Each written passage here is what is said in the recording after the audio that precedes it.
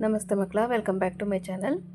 ಇವತ್ತು ನಾವು 10ನೇ ತರಗತಿಯ ಕನ್ನಡದಲ್ಲಿ ನಿನ್ನ ಮುತ್ತಿನ ಸತ್ತಿಗೆಯನ್ನಿತ್ತು ಸಲಹು ಈ ಒಂದು ಪದ್ಯಭಾಗಕ್ಕೆ ಸಂಬಂಧಪಟ್ಟಂತಹ ಸಾರಾಂಶವನ್ನು ನೋಡ್ತಾ ಹೋಗೋಣ ಮಕ್ಕಳ. ನೋಡಿ, ಕಾಳರಾತ್ರಿಯ ಕನ್ಯೆಯರು ಹಗಲನ್ನು ನೋಡುವುದಕ್ಕೆಂದು ಬಂದರು.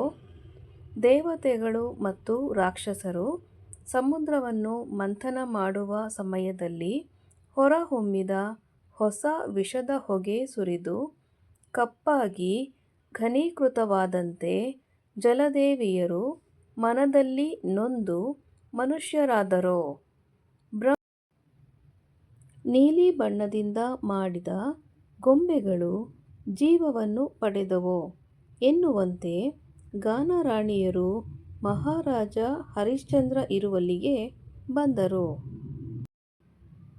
ಆ ಮಾಯದ ಹೆಣ್ಣು ಮಕ್ಕಳಿಬ್ಬರು ಮಹಾರಾಜ ಹರಿಶ್ಚಂದ್ರನನ್ನು ಕಂಡು ಮಜ, ಬಾಪು, ಅದಟರಾಯ, ಮಜರೇರಾಯ, ರಾಯದಳವುಳಕಾರ, ರಾಯಕಂಟಕ, ರಾಯಜಗಜೆಟ್ಟಿ, ರಾಯದಲ್ಲಣ, ರಾಯಕೋಳಾಹಳ, ರಾಯಭುಜಬಲಭೀಮ, ರಾಯಮರ್ದನ ಎಂದು ಗುಣಗಾನ ಮಾಡುತ್ತಾ ಒಡೆಯನೇ ಚಿರಂಜೀವಿಯ ಎಂದು ಕೀರ್ತಿಸಿದರು. ಆನಂತರ ಆ ಗಾನನಾಯಕಿಯರು ಪ್ರೀತಿಯಿಂದ ನಮಸ್ಕರಿಸಿ ದಂಡಿಗೆ ಹಿಡಿದು ಹಾಡಲು ಪ್ರಾರಂಭಿಸಿದರು.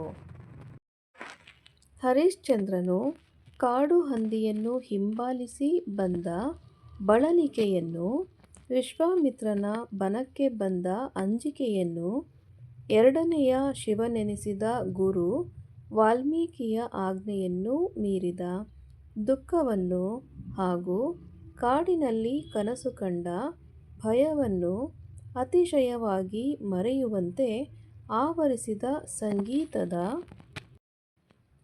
ತಾಳ ಲಯಗತಿಗಳ ಸೊಗಸನ್ನು ಅಡಗಿಸಿಕೊಳ್ಳದೆ ಹರಿಶ್ಚಂದ್ರನು ಮನದಲ್ಲಿ ಸಂತಸ ಮೂಡಿಸಿದ ಗಾನರಾಣಿಯರಿಗೆ ಸಮಯೋಚಿತವಾದ ಸರ್ವಾಭರಣವನ್ನು ಬಹುಮಾನವಾಗಿ ಕೊಟ್ಟನು. ಬಡತನದ ಸಮಯದಲ್ಲಿ ಆನೆಯು ದೊರೆತು ಫಲವೇನು? ಬಾಯಾರಿಕೆಯ ಸಮಯದಲ್ಲಿ ತುಪ್ಪವು ದೊರಕಿ ಫಲವೇನು? ರೋಗ ಬಂದು ಬಿದ್ದಿರುವಾಗ ರಂಭೆಯು ದೊರಕಿ ಫಲವೇನು? ಸಾಯುವ ಸಮಯದಲ್ಲಿ ರಾಜ್ಯದ ದೊರೆತನ ದೊರಕಿ ಫಲವೇನು? ಕಡು ಬಿಸಿಲಿನಿಂದ ಬಳಲಿ ಬೆಂಡಾಗಿರುವ ಸಮಯದಲ್ಲಿ ನಮಗೆ ನೀನು ಪ್ರೀತಿಯಿಂದ ಆಭರಣಗಳನ್ನು ಕೊಟ್ಟು ಫಲವೇನು ಎಂದು ಹೇಳುತ್ತಾ ಗಾನರಾಣಿಯರು ಮತ್ತೆ ಹೀಗೆ ಹೇಳಿದರು. ಆ ಗಾನರಾಣಿಯರು ರಾಜ ಹರಿಶ್ಚಂದ್ರನನ್ನು ಕುರಿತು, ಸಮುದ್ರದಲ್ಲಿ ಮುಳುಗುವವನಿಗೆ ತೆಪ್ಪವನ್ನು, ಬಡವನಿಗೆ ಚಿನ್ನವನ್ನು, ಅತಿ ರೋಗಿಗೆ ಅಮೃತವನ್ನು ಕೊಟ್ಟರೆ ಅವರು ಸಂತೋಷವನ್ನು ಹೊಂದುವರು. ಅವರನ್ನು ಹೋಲುವ ನಮಗೆ ಸುಡುಸುಡನೆ ಸುಡುವ ಈ ಬಿರು ಬಿಸಿಲ ಸೆಕೆಯಲ್ಲಿ ಉಸಿರಿನ ಬಿಸಿ ಹೆಚ್ಚಾಗಿ ಉರಿಯ ಹತ್ತಿದೆ. ನಮ್ಮ ಬಾಯಿ ಬತ್ತಿ ಹೋಗಿದೆ. ಬಿಸಿಲ ಝಳದಿಂದ ಸಾವು ಆವರಿಸುತ್ತಿದೆ. ಆದ್ದರಿಂದ ನಮಗೆ ನಿನ್ನ ಮುತ್ತಿನ ಸತ್ತಿಗೆಯನ್ನು, ಅಂತಂದರೆ ಮುತ್ತಿನಿಂದ ಮಾಡಿದ ಬಿಳಿಯ ಛತ್ರಿ, ಇದು ಪವಿತ್ರವಾದ ರಾಜಲಾಂಛನಗಳಲ್ಲಿ ಒಂದಾಗಿದೆ. ಅದನ್ನು ಮುತ್ತಿನ ಸತ್ತಿಗೆ ಅಂತ ಕರೀತಾರೆ ಮಕ್ಕಳ. ಕೊಟ್ಟು ನಮ್ಮನ್ನು ಕಾಪಾಡು ಎಂದರು. ಹರಿಶ್ಚಂದ್ರನು ಗಾನರಾಣಿಯರನ್ನು ಕುರಿತು, ಸೂರ್ಯವಂಶದ ಪರಂಪರೆಯಲ್ಲಿ ಹುಟ್ಟಿದ ರಾಜರಿಗೆ ಪಟ್ಟವನ್ನು ಕಟ್ಟುವ ಸಮಯದಲ್ಲಿ ಈ ರಾಜಲಾಂಛನವಾದ ಸತ್ತಿಗೆಯು ಇಲ್ಲದಿದ್ದರೆ ರಾಜತನವು ದೊರೆಯುವುದಿಲ್ಲ.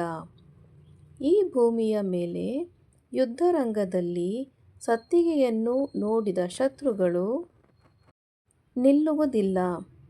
ಈ ಸತ್ತಿಗೆಯ ನೆರಳಿನಲ್ಲಿ ಯಾವನು ಇರುವನೋ ಆತನಿಗೆ ವಿಪತ್ತು, ಅಡಚಣೆಗಳು, ಬಡತನ, ರೋಗ, ಅಪಕೀರ್ತಿ, ಸೋಲು, ಭಯ ಕಳೆದು ಹೋಗುವುದು. ಇದನ್ನು ತಿಳಿದು ತಿಳಿದು ಸತ್ತಿಗೆಯನ್ನು ಕೊಡಬಹುದೇ ಹೇಳಿ ಎಂದನು. ಹರಿಶ್ಚಂದ್ರನು ಗಾನರಾಣಿಯರನ್ನು ಕುರಿತು ಪ್ರೀತಿಯಿಂದ ಎಲ್ಲವನ್ನೂ ಕೊಡಬಹುದು ಬಿಡಬಹುದು. ತಾಯಿಯನ್ನು, ತಂದೆಯನ್ನು, ಸತಿಯನ್ನು, ದೇವರನ್ನು ಮನಸಾರೆ ನಂಬಿ ವಿಶ್ವಾಸವಿಟ್ಟ ಪರಿವಾರವನ್ನು ಕೊಡುವ ಅತಿ ಶೂರರು ಜನರಲ್ಲಿ ಅಂದರೆ ಲೋಕದಲ್ಲಿ ಜನಿಸರು ಎಂದನು. ಆಗ ಗಾನರಾಣಿಯರು ಹರಿಶ್ಚಂದ್ರನನ್ನು ಕುರಿತು, ಮಹಾರಾಜ, ನೀನು ಈಗ ಹೇಳಿದ ಅವರಲ್ಲಿ ಯಾರನ್ನಾದರೂ ಬೇಡಿದರೆ ಕೊಡಬೇಡ. ನಿನ್ನ ಬಳಿ ಇರುವ ಮುತ್ತಿನ ಸತ್ತಿಗೆಯನ್ನು ಕೊಡು ಎಂದರೆ ಲಭವೇಕೆ ಎಂದರು. ಆಗ ಹರಿಶ್ಚಂದ್ರನು, ಇದಲ್ಲದೆ ಬೇರೆ ತಂದೆ ತಾಯಿಯರು ಇಲ್ಲ ಎಂದನು. ಹರಿಶ್ಚಂದ್ರನು ಗಾನರಾಣಿಯರನ್ನು ಕುರಿತು, ಈ ಸತ್ತಿಗೆಯು ಜನರಿಗೆ ಕೊಡಬಾರದು.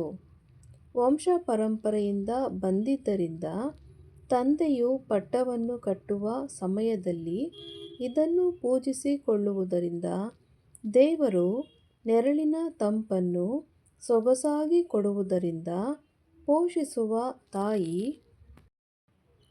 ಯುದ್ಧದಲ್ಲಿ ಶತ್ರುಗಳನ್ನು ನಡುಗಿಸುವುದರಿಂದ ಚತುರಂಗ ಬಲ ಎನಿಸಿಕೊಂಡಿದೆ. ಇದನ್ನು ತಿಳಿದು ತಿಳಿದು ಬೇಡುವವರನ್ನು ಮೂರು ಲೋಕದಲ್ಲಿಯೂ ಅತಿ ದಡ್ಡರು ಎನ್ನುವುದಿಲ್ಲವೇ ಎಂದನು. ಮಕ್ಕಳ, ಇಲ್ಲಿಗೆ 10ನೇ ತರಗತಿ ಕನ್ನಡದಲ್ಲಿ ನಿನ್ನ ಮುತ್ತಿನ ಸತ್ತಿಗೆಯನ್ನಿತ್ತು ಸಲಹು ಈ ಒಂದು ಪದ್ಯಭಾಗಕ್ಕೆ ಸಂಬಂಧಪಟ್ಟಂತಹ ಸಾರಾಂಶವನ್ನು ನೋಡಿದ್ದಾಗಿದೆ. ಮಕ್ಕಳ, ಈ ಒಂದು ವಿಡಿಯೋ ನಿಮ್ಗೆ ಇಷ್ಟ ಆದಲ್ಲಿ ದಯವಿಟ್ಟು ನಮ್ಮ ಚಾನಲ್ನ ಲೈಕ್ ಮಾಡಿ, ಶೇರ್ ಮಾಡಿ, ಸಬ್ಸ್ಕ್ರೈಬ್ ಮಾಡಿಕೊಂಡು ನಾವು ಹಾಕುವಂಥ ಎಲ್ಲ ವಿಡಿಯೋ ನೋಡ್ತಾ ನಮ್ಮನ್ನು ಎನ್ಕರೇಜ್ ಮಾಡ್ತಾ ಹೋಗಿ ಮಕ್ಕಳ.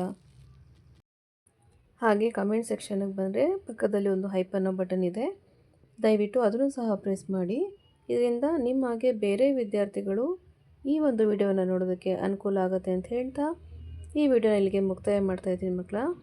Thank you for watching. Bye bye.